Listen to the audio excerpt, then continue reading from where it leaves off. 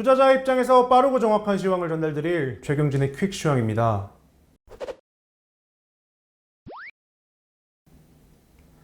오늘도 지수는 상승했지만 어제처럼 뭔가 턱턱 막히는 듯한 느낌이 들었습니다. 어떠셨나요? 네, 오늘은 시장에서 사람들을 모아놓고 흰 돗자리를 깔고 거기에 낫을 두고 이게 무엇이냐고 물었더니 한 명은 기역자라고 하고 그리고 한 명은 낫이라고 하고 그리고 다른 한 사람은 무슨 약을 파냐고 물어보고 그런 분위기인 것 같습니다. 네, 오늘도 바로 질문 드리겠습니다. 오늘 코스피 지수가 3,300포인트를 넘었습니다. 지수는 올랐지만 분위기는 별로 안 좋은 것 같은데요. 혹시 무슨 악재가 있었을까요? 네, 일단 오늘 장중 고점이 3,316포인트입니다. 네, 장중 고점이 3,300을 넘었고 오늘 종가도 3,302포인트. 네. 이제부터는 종가를 이게 계속 보고 있어야 되는데 중요한 거는 거래량을 같이 봐야 된다라는 겁니다. 지금 이제 고점을 계속 경신하면서 넘어가는 거기 때문에 거래량이 늘어야 되는데 거래량이 계속 줄면 위험해진다라고 생각하시면 될 것 같고요. 그저께 거래량이 10억 주 제일 엄청나게 줄었다고 말씀드렸는데 오늘은 11억 주를 조금 넘는 크게 늘어나고 있지 않고 어제보다 거래량이 줄었다. 고점이다 보니까 매매량이 자꾸 줄어드는 겁니다. 위험하다고 생각하는 거죠. 오늘은 장중에 외국인이 선물을 4,800억 정도 매수를 이렇게 쭉 하다가 11시 조금 넘어서 이게 천천히 줄이기 시작을 해가지고 이걸 제로까지 줄였어요. 제로까지 줄이고 나서 2시 조금 넘어서부터 살짝 매수를 조금 하긴 했는데 시장이 그렇게 많이 밀리질 않았습니다. 원래 이게 매수하던 걸 다 줄이면 거의 뭐 하락으로 전환하든지 이렇게 가는데 오늘 시장은 뭐 그렇게 크게 밀리지 않고 유지가 되는 정도 수준이죠. 이게 월말이라서 그런 것일 수도 있고요. 아니면은 고점이라서 그런 것일 수도 있습니다. 이제부터 외국인들도 위험 관리를 해서 좀 대응을 하려고 하는 그런 움직임일 수도 있습니다. 그래서 조금 지금부터는 그 매매 흐름에 대해서 매매 패턴에 대해서 좀 자세히 봐야 되는데 뭐 일단 그런 흐름이 있었고 그게 좀 안 좋다고 말씀을 드릴 수 있을 것 같고요. 그리고 어제 미국 시장 같은 경우는 그 인프라 제가 어제 인프라 뉴스 합의된 거 나왔다고 말씀을 드렸는데 그것 때문에 오른 것 같고 유럽 쪽은 영란은행이 금리를 동결을 하고 그리고 뭐 그 완화 정책도 유지를 하고 인플레이션도 일시적이라고 얘기를 했습니다. 근데 멕시코 같은 경우는 어제 금리를 또 올렸어요.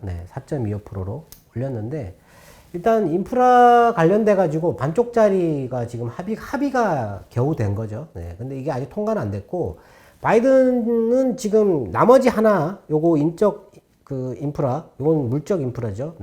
요거 두 개 다 해야 통과시킬 거다 이렇게 얘기를 하고 있는데 사실 이거는 합의가 쉽지 않을 것 같은데 지금 이렇게 물적 인프라 부분을 빠르게 지금 합의를 하려고 하는 거는 다음 달에 그 어제 말씀드렸지만 부채 한도 그게 만료되는 거기 때문에 그걸 빨리 결정하기 위해서 이걸 먼저 합의를 한 게 아닌가. 근데 서로 당 내에서는 지금 아직 그 의견이 조율되지 않았다. 뭐 이런 얘기가 있습니다. 근데 이 상당히 중요한 얘기인데 이거가 지금 어떻게 되느냐에 따라 가지고 시장의 방향이 약간 달라질 가능성이 있습니다. 그래서 이것도 좀 자세하게 봐야 될 것 같고요. 오늘 우리나라의 기업 그 신뢰 지수가 98이 나왔는데 거의 한 10년간 최고치인 것 같네요. 지금 우리나라 경제가 안 좋다고들 많이 얘기를 하시는 것 같은데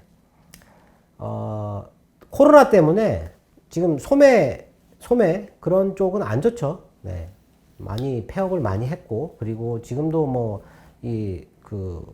많은 인원이 모이는 걸 단속을 하고 있기 때문에 그쪽은 안 좋은데 기업들의 실적은 상당히 좋습니다. 지금 이 기업 신뢰 지수라는 게 98이 나온 거를 제가 본 적이 없는 것 같은데 거의 한 10년 넘었던 것 같아요. 이렇게 나오고 있는 거고 그리고 오늘 크레딧 스위스 같은 경우는 하반기에 우리나라와 태국을 주목하고 있다. 그리고 중국에 대한 의견은 중립이다. 이렇게 얘기를 했었습니다. 오늘 외국인하고 기관이 오늘 외국인이 한 2천억 넘게 매수를 하고 기관이 5천억 넘게 매수를 했는데 역시 기관은 고점을 돌파하니까 매수를 하는 것 같은데요. 일단 거의 한 8천억, 합해서 8천억 정도의 매수가 들어왔는데, 금융주 쪽으로 4천억이 넘게 매수가 들어온 것 같습니다. 네. 어제 한국은행 총재가 금리를 연내 올리겠다고 했더니, 금융주 쪽으로 매수가 들어왔는데, 금융주는 매수를 해도, 이 시장에 긍정적인 요인이 아닙니다. 그렇기 때문에, 일단 뭐 시장에 그렇게 크게 좋은 그런 건 아닌 것 같다. 이렇게 보시면 될 것 같고, 2시 50분 정도에 우리나라의 큰 제약사 있죠. 코로나 항체 치료제를 만드는 회사. 그 회사의 항체 치료제가 델타 변이의 효과가 상당히 낮다라고 판단된다라는 그런 뉴스가 나오면서 급락했습니다. 그게. 그러면서 이제 코스닥 쪽이 빠졌고, 예. 그게 약간 분위기를 좀 안 좋게 만들긴 했는데, 그 부분은 뭐 그렇게 크지 않았고 회복을 시켰다라고 보면 될 것 같고요. 그리고 그쪽에 대한 매도는 기관 쪽에서, 예, 매도를 했다. 예, 그렇게 보시면 될 것 같습니다. 일단 근데 분위기가 지금 조금 뭔가 좀 찜찜한 그런 구석이 있다. 근데 시장을 바라보는 시각이 제가 보기엔 한 3가지 정도로 나뉘는데, 이게 별로 좋지 않은 것 같다. 이게 자꾸 나눠지면 안 되거든요. 네. 뭐 그런 것 때문에 시장이 이런 흐름을 보였다라고 보여집니다. 네. 무엇인지 알 수 없지만 시장에 어떤 변화가 생기는 것 같은데요. 대비해야 할 것들이 있는지 궁금합니다.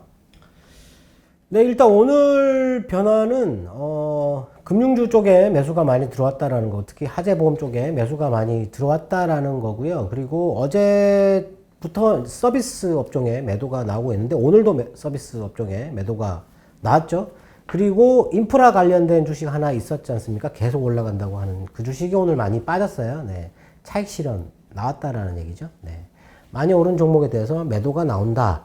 차익 실현을 한다라는 얘기인데, 현금을 확보하겠다라는 그런 의미로 받아들여야 되지 않을까 싶고요. 그리고 오늘 환율이 1127원까지 빠졌는데, 외국인들이 전기전자를 안 샀습니다. 네. 전기전자를 사야 되는데. 근데 반도체 관련된 종목 2개 중에서 하나는 오늘 하루 종일 큰 변화 없이 버티고 있었는데, 하나가 조금 오르다가 다시 내려오는 그런 흐름이었는데, 그게 뭐 그렇게 좋은 흐름은 아니었던 것 같고요. 그리고 외국인의 선물 제가 말씀드렸지만 이렇게 이게 물론 다른 세력일 수도 있어요. 매수하는 세력과 매도하는 세력이 다른 세력일 수도 있는데, 이렇게 가는 거 이거는 물갈이를 한다라고 보시면 되거든요. 네. 그래서 그렇게 좋은 건 아닌데, 일단 고점이기 때문에 이런 흐름이 나올 수 있다. 예, 이런 게 나오는데 거래량이 늘지 않는다라는 거, 그것도 중요한 포인트입니다. 이렇게 나오면 거래량이 이렇게 갑자기 좀 많이 증가하는 그런 경향이 있는데, 거래량이 늘지 않았다라는 거. 그리고 지금 2가지를 아마 좀 봐야 될 것 같은데요. 미국의, 방금 말씀드렸지만 미국의 인프라의 합의, 이게 언제 통과되느냐. 예. 그리고 이게 통과되는 것과 함께 미국의 금리, 지금 미국의 금리가 지금 안 오르고 있잖아요. 네. 1.5% 밑에 떨어져 있어요.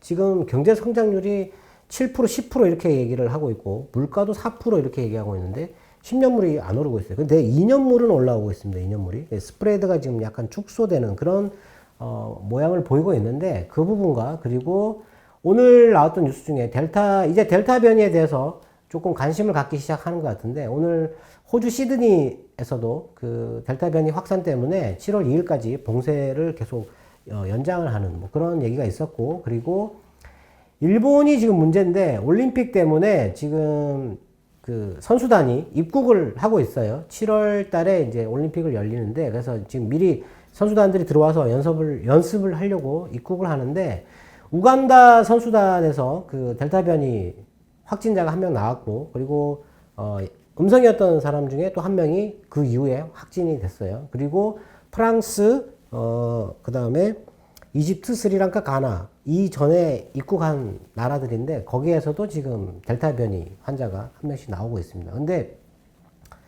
일본이 무리하게 지금 올림픽을 열려고 하는데, 무엇 때문인지 무리하게 하려고 하는데, 지금 일본 국민들은 반대를 하는데, 이것 때문에 만일에 델타 변이가 선수단에 확산이 된 상태에서 이 선수단이 다시 본국으로 돌아갈 거지 않습니까? 네. 무슨 일이 발생할지 모르는 겁니다. 네. 그래서 이거를 좀 조심해서 봐야 되는데, 올림픽을 하게 되면 이 코로나에 대한 문제를 조금 더 집중해서 봐야 된다라고 생각됩니다. 네. 중국은 오늘 갑자기 많이 올랐습니다. 해외 시장에 대해서 고민을 해야 할 것 같은데요. 이것도 구체적으로 무엇을 생각해야 할지 조금 언급해 주시죠. 네, 오늘 중국이 1% 넘게 골고루 올랐는데 중국이 오늘 오른 거가 오늘 우리나라 시장에 전혀 영향을 주지 않았습니다. 네, 중국 같은 경우는 오늘 어제도 그 인민은행이 위안화를 유동성을 공급을 했다고 했는데 오늘도 공급을 했어요. 네, 이틀 연속 공급하니까 그것 때문에 뭐 시장 분위기가 조금 좋지 않았을까 뭐 그런 얘기가 있고요. 그리고 미국 은행들이 스트레스 테스트를 했는데 통과를 했다. 뭐 이런 얘기도 있었고, 그리고 어제 뭐 경제 지표 중에서는 실업수당 청구 건수가 소폭 감소했다. 네, 소폭. 좋은 뉴스 아닙니다. 소폭밖에 감소를 안 했고. 그리고 미국의 1분기 성장률이 6.4%가 나왔습니다. 네. 연준이 7%를 예상하는데 1분기가 6.4가 나왔어요. 네. 뭐 그런 것도 있고, 그리고 어제 독일의 IFO 기업 환경 지수라는 걸 발표를 하는데 그게 좋게 나왔어요. 그리고 현재 상황과 미래를 구분해서 발표를 하는데 두 개 다 좋게 나왔습니다. 현재가 더 높게 나왔는데 일단 뭐 그런 것도 뭐 좋았었고요. 그리고 어제 기업별로 보면 나이키의 실적이 나왔었는데 나이키 실적이 전망치보다 11% 정도 높게 나왔고요. 그리고 마이크로소프트가 2조 달러 시총을 넘었다 이렇게 얘기를 했는데 어제 윈도우 11이 나왔죠. 네. 뭐 그런 거 신제품 나오면 좋습니다. 네. 일단 뭐 그런 게 있었고, 그리고 아까 제가 크레딧 스위스가 그 전망한 거 있다고 말씀드렸는데 어제 미국의 어떤 또 그 투자 회사 하나가 얘기했는데 이 회사는 중국에 대해서 아주 긍정적으로 얘기를 했어요. 그래서 미국 주식을 다 팔고 해외 주식을 사야 된다. 그렇게 얘기를 하고, 특히 중국을 과소평가하고 있다. 중국을 많이 사야 된다. 뭐 이런 얘기를 했는데, 예. 제가 볼 때는 뭐 별로 귀담아 들을 얘기는 아닌 것 같고요. 네. 그리고, 아까 제가 두 가지를 말씀드렸는데, 올림픽 말씀을 드렸고, 그 다음에 미국의 금리가 오르지 않는 거. 네.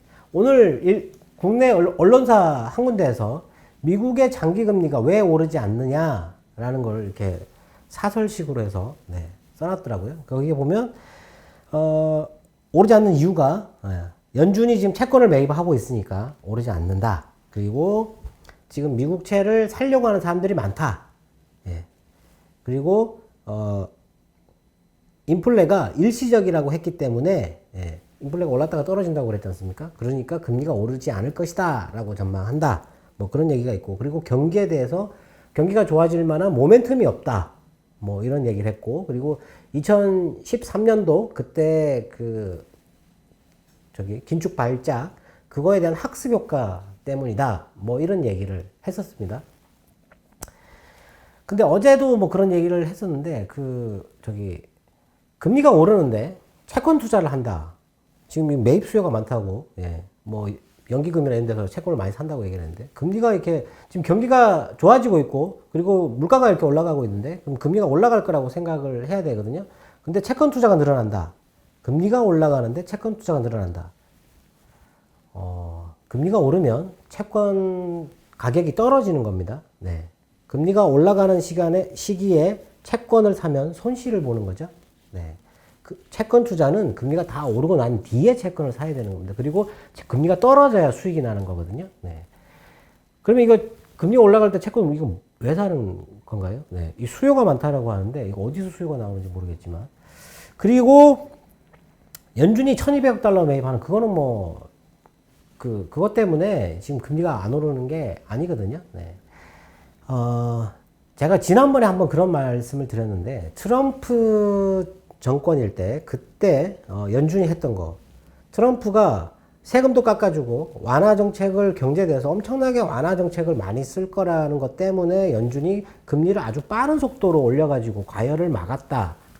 근데 지금은 그때보다 훨씬 많은 돈을 풀고 있는데 지금 연준이 금리를 올리려고 하고 있지 않다라고 말씀을 드렸죠. 네. 근데 지금 제가 보기에는 미국의 금리가 지금 많이 떨어져 있는 상태잖아요. 네. 근데 지금 미국 정부가 채권을 많이 발행을 해야 돼요. 예. 돈을 많이 써야 되거든요, 지금. 네. 그래서 이제 채권 수요가 필요하다고 했잖아요. 채권을 입찰할 때 입찰하는 수요가 필요하다고. 그래서 자극을 줄 필요가 있다고. 얼마 전에 한 2달 전인가 제가 그런 얘기를 해서 수요가 증가하고 있다 뭐 이런 얘기를 말씀을 드렸는데 지금 금리가 오르면 채권 발행 금리가 올라가잖아요. 네. 안 좋잖아요. 네. 그렇기 때문에 지금 인프라, 아까 제가 인프라 얘기를 해드렸는데 인프라가 지금 들어가야 될 돈이 물론 8년 동안 1조 2천억 달러 그리고 5년 동안 9,730억 달러라고 하지만 계속 발행을 해줘야 되기 때문에 그리고 지금 단기채보다는 앞으로 금리가 올라갈 거에 대비해 가지고 장기채를 많이 발행을 해야 되는데 그러면 금리가 지금 올라가면 안 되거든요. 네. 금리가 지금 이 상태에서 빨리 발행을 해줘야 되는데 지금 아직 통과가 안 됐잖아요. 발행을 못 하는 거죠. 그리고 지금 부채 한도가 끝나잖아요. 연기를 해줘야 뭐 발행을 할 거 아니겠습니까? 네. 그런 시점이라는 거죠, 지금. 네. 그래서 이게 지나면 금리가 올라갈 수 있다.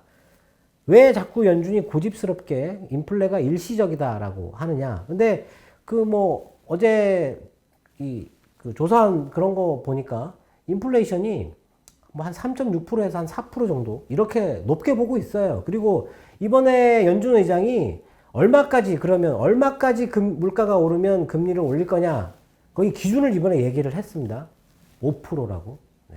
그러면 물가가 5% 넘어가면 지금 자산 매입 축소, 자산 매입 축소하고 나서 금리 올린다고 그랬는데 물가가 5% 넘어가면 바로 금리 올려버리겠다라는 겁니다.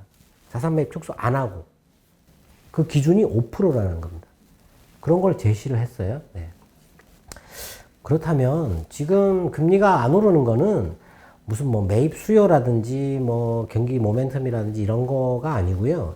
연준이 지금 누르고 있는 거죠.